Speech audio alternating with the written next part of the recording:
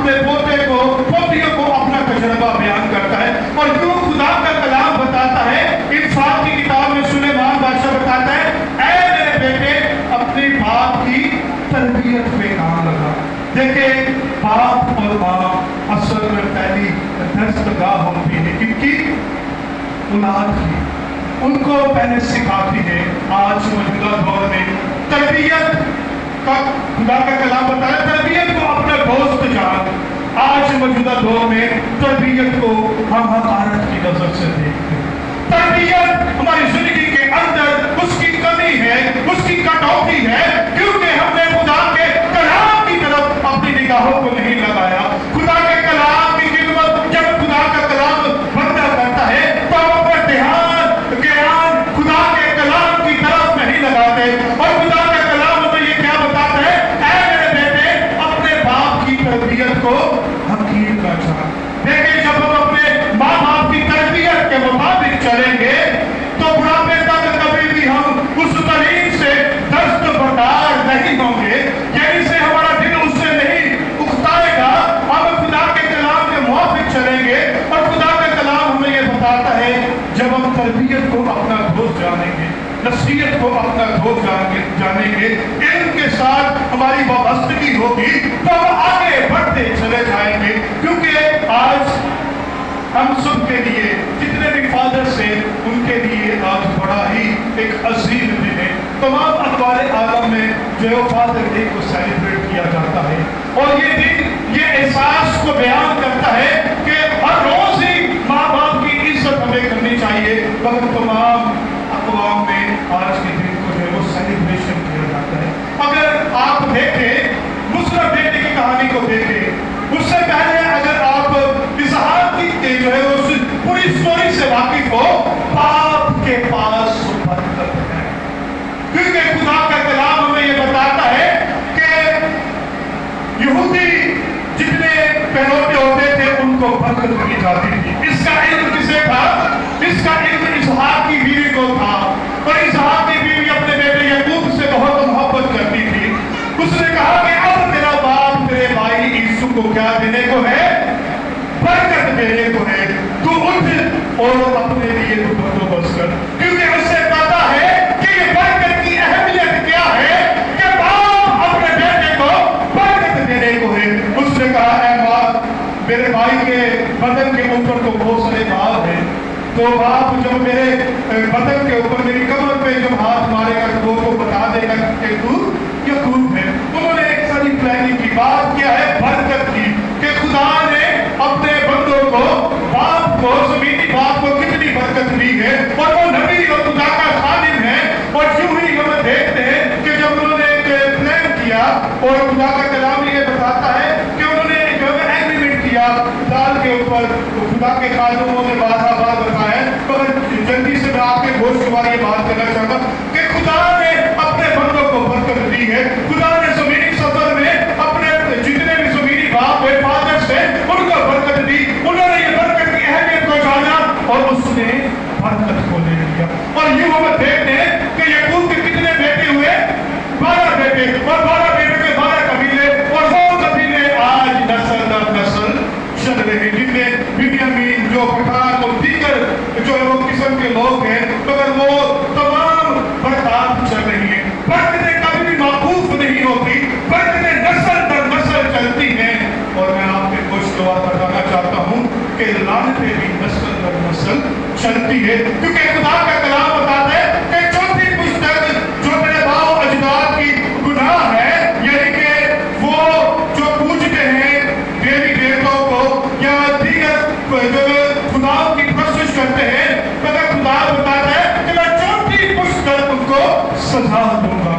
دیکھیں میں آپ کے گوشت کے بعد یہ بات کرنا چاہتا ہوں, برکتیں تو ہمیں خدا باپ کی طرف سے ملتی ہیں, مگر باپوں کا لعنتیں ہمیں اپنے آباء و اجداد سے ملتی ہیں. مسیحیت ہمیں آباء و اجداد سے نہیں ملتی, مسیحیت ہمیں مسیح کو قبول کرنے سے ملتی ہے. اس طرح جب ہم مسیح کو قبول کریں گے تو تب ہی مسیح کو لائیں گے. باپ اپنے بیٹے کے لیے, بچوں کے لیے بڑی محنت کرتا ہے. سخت دھوپ میں بہت ساری ایسی جگہوں پہ, ایک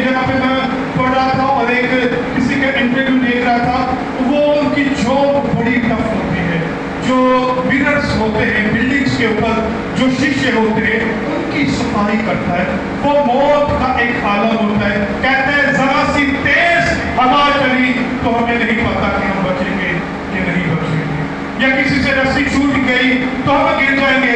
जब मैं उस इंटरव्यू को पढ़ रहा था तो मुझे एक तजर्बा हुआ, मेरे रूप जो है वो बहुत ज्यादा स्ट्रेट हो गए कि ये कहानी से कि बाप किस कदर मेहनत कर करके अपने बच्चों के लिए अच्छी चीजों को दरकार करता है, मगर वक्त गुजरने के साथ साथ वही बच्चे कहते हैं कि बाप तूने मेरे लिए क्या किया।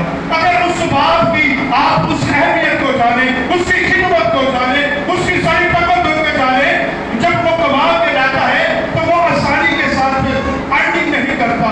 बहुत सारे नशे को फराज उसकी जिंदगी पे आते हैं। मेरा भी तजर्बा है, बहुत सारी हमें बात सुननी पड़ती है, बहुत सारी चीजों को अवॉइड करना पड़ता है, बहुत सारी चीजों को निग्लेक्ट करना पड़ता है, मगर हमें जो है वो उस पूरे काम को पूरा करना है ताकि हम अपने घराने का क्या कर सके, अच्छे से इंतजाम कर सके। और इसी तरह हम देखते हैं मुशर्रफ बेटे की कहानी को। मुशर्रफ बेटे की कहानी बच्चे हम संडे स्कूल से पढ़ रहे हैं। मुशर्रफ बेटा जो बाप से जो है वो दस्तबरदार हो जाता है, बाप की जो है वो पूरी उसकी जितनी भी उसके हिस्से में उसने जो है दौलत रखी होती है, अपना हिस्सा लेके वो चले जाता है। एक हिस्से के तौर पे वो अपने बाप को रिजेक्ट करके अपने लिए आसानियां पैदा करना शुरू कर देता है। बात क्या है कि बाप का दिल कितना बड़ा दिल होता है, कितना बड़ा दिल होता है कि उस बेटे ने अपने बाप को रिजेक्ट कर दिया और वो दूर जो है वो खुशियों गतिविधियों के अंदर उसने अपनी जिंदगी को गुजारा। मगर जितने भी आप जो है वो आपके पास प्रॉपर्टी हो, मानो असबाब हो, मगर वक्त गुजरने के साथ साथ सारी चीजें जाती रहती है।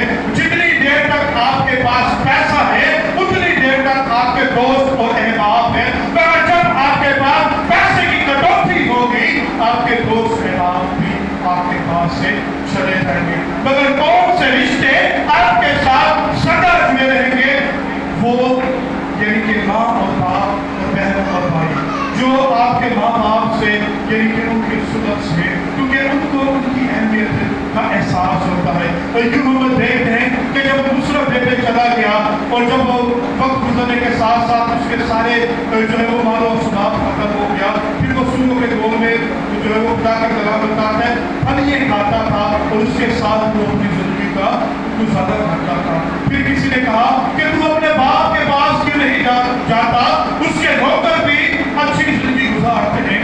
उसने फिर उस तरफ निगाह की, उसने कहा यहाँ तो मैं गुमराही की जिंदगी गुजार रहा हूँ, अस्तमान में जिंदगी गुजार रहा हूँ, मेरे बाप का तो महल है, मेरे बाप ने तो आलीशान महल जो अपने बच्चों के लिए रखा है, तो मैं अपने बाप से जाकर माफी मांगूंगा क्योंकि मेरा बाप मुझे माफ कर देगा। और यूं हम देखते हैं कि जब वो बाप की तरफ फिर लौटा और बाप ने उससे वेलकम किया। जब बाप ने उससे वेलकम किया तो उसने अपने बेटे के लिए क्या बनवाई? अंगूठी बनवाई, रिंग बनाई। और रिंग का क्या इख्तियार होता है, रिंग की अहमियत क्या होती है?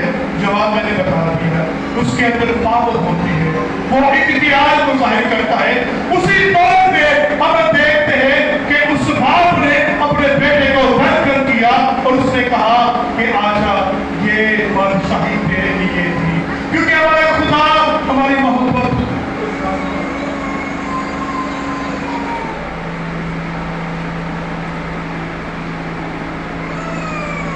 Hallelujah hallelujah hallelujah.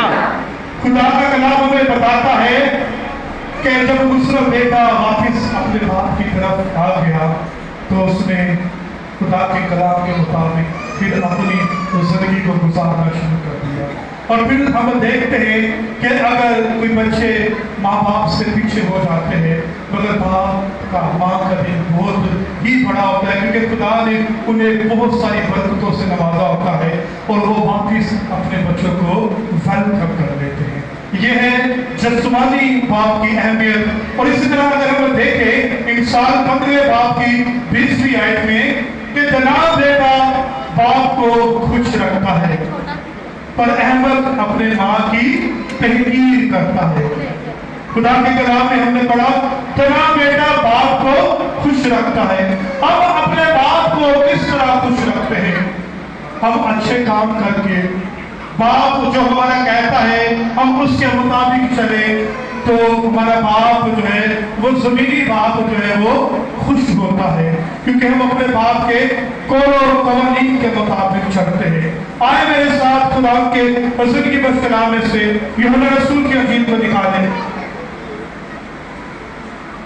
یوحنا رسول کی انجیل اس کا 14واں باب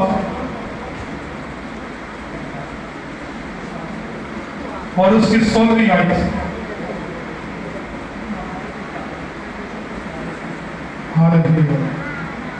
یوحنا رسول کی انجیل اس کا 14واں باب اور اس کی 16ویں آیت، کوئی بھی رہنمائی کر سکتا ہے پڑھنے میں۔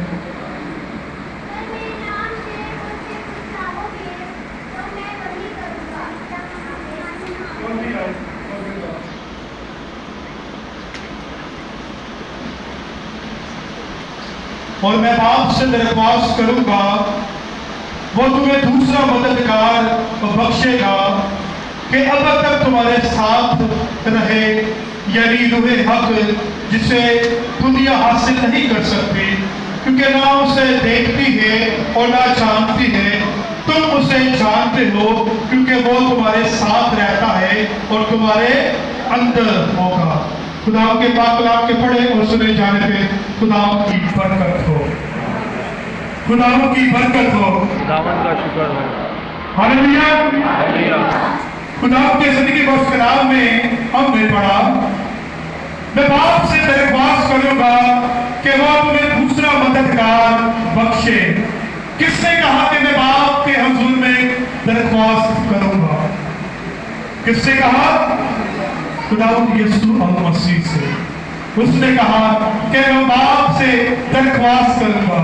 ہم یہ دیکھتے ہیں کہ ہم نے زمینی باپ کی اہمیت کو دیکھا کہ وہ کس قدر اپنے بچوں سے محبت کرتا ہے، مگر ہم نے جب خدا کے کلام میں سے اس کی کتاب میں سے پڑھا کہ ہمارا باپ جو زمین و آسمان کا خاندانوں سے نامزد ہے، اور یہاں پر دیکھتے ہیں کہ خدا نے یہ مناسب جانا جب یسوع المسیح زمینی سفر میں تھے، جب یسوع المسیح زمینی سفر کو پورا کر کے باپ کے پاس چلے گئے تو باپ نے یہ جانا کہ یہ ضرورت ہے کلیسیا کی، یہ ضرورت ہے خدا کے لوگوں کی، یہ ضرورت ہے تمام برگزیدوں کی، یہ ضرورت ہے تمام ایمانداروں کی۔ کیا ضرورت ہے؟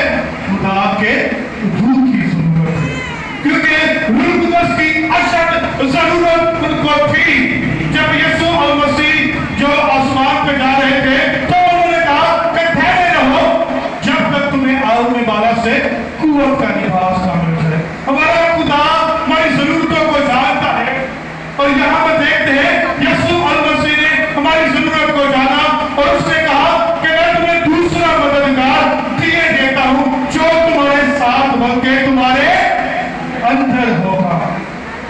دوسرا مددگار کے لیے یونانی زبان میں جو لفظ استعمال ہوا ہے مطلب ہے پاراکلیوس، اور اس کو انگلش میں کہتے ہیں to the stand all the time beside you، یعنی کہ خدا کا روح ہر وقت تمہارے ساتھ اور تمہارے اندر ہے۔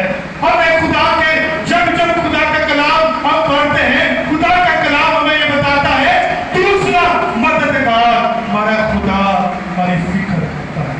اس نے یہ جانا کہ ہماری ضرورت ہے کیا؟ خدا کا روح، کیونکہ خدا کے روح کے بغیر ہم کچھ بھی نہیں کر سکتے۔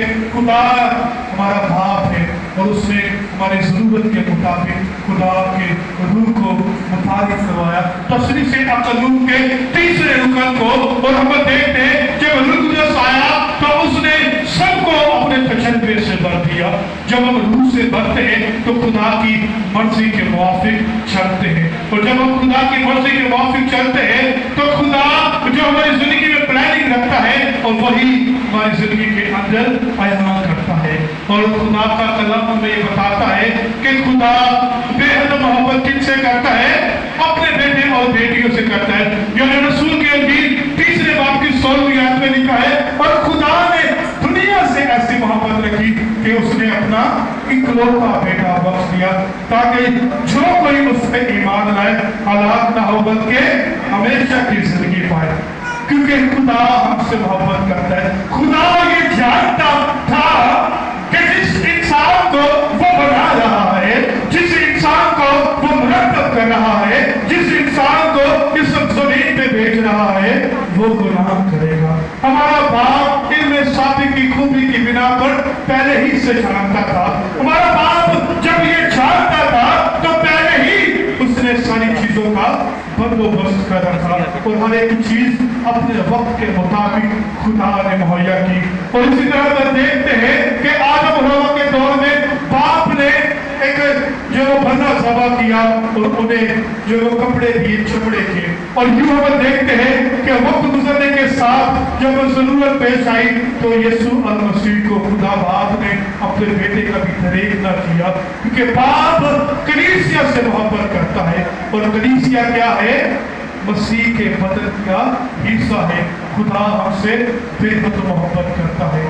اور محبت جب ہم دیکھتے ہیں, محبت اس بات میں نہیں کہ ہم نے اسے چن لیا, محبت اس بات میں ہے کہ اس نے ہمیں چن لیا. اور خدا کے لیے, خدا باپ سے محبت کے لیے جو لفظ محبت کا استعمال ہوا ہے وہ اگاپے محبت ہے. یعنی کہ اس محبت کے اندر کوئی لین دین کا ذریعہ نہیں ہے, یعنی کہ بے لوث اس میں اندر کوئی آبجیکٹو ہے نہیں ریٹرن لینے کا, بس دینے ہی کا عمل اس محبت میں آتا ہے. اور وہ محبت اگاپے محبت ہے. باپ نے دنیا سے محبت رکھی ہے, اب دنیا باپ سے کس طرح محبت رکھتی ہے یہ خدا اور کلیسیا جانتی ہے. ہم دیکھتے ہیں آج بھی موجودہ دور میں خدا نے اپنے بیٹے کے وسیلہ سے دنیا کا میل ملاپ اپنے ساتھ کروا لیا.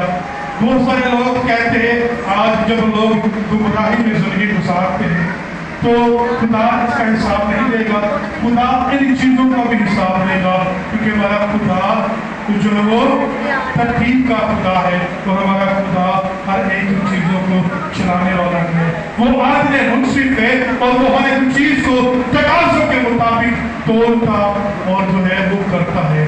آئے خدا کے کلام کے لیے ہم خدا کا شکر کریں گے اور اپنی آنکھوں کو بند کریں گے. ہاللویا, تیری تعریف.